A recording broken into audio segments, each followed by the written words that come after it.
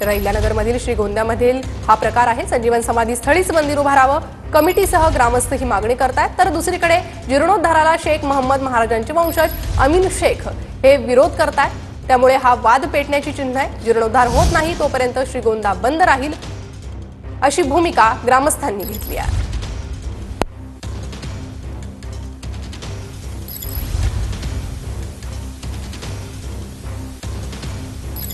पाहायला मिळतो आहे मोठ्या संख्येने वारकरी जे आहे ते या मोर्चामध्ये सहभागी झालेले आहेत। तर आपण बघतो की सगळे हे वारकरी आहे हे या ठिकाणी तल्लीन होऊन भजन या ठिकाणी करत आहेत आणि या ठिकाणी बंडा तात्या जो आहे ते देखील या मोर्चामध्ये सहभागी झालेले आहेत।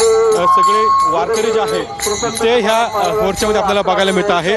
आपण बघतो की काय सांगाल, काय मागणी आहे, नेमके प्रकरण काय आहे?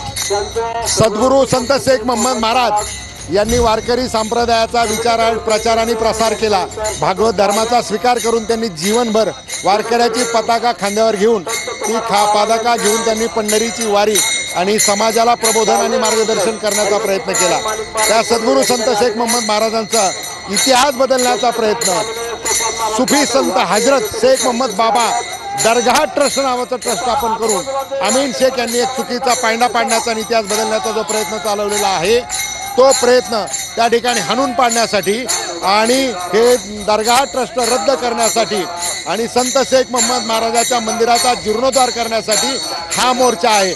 वारकरी संप्रदायाच्या पद्धतीने टाळ मृदुंगाच्या गजरामध्ये हा मोर्चा निघालेला आहे।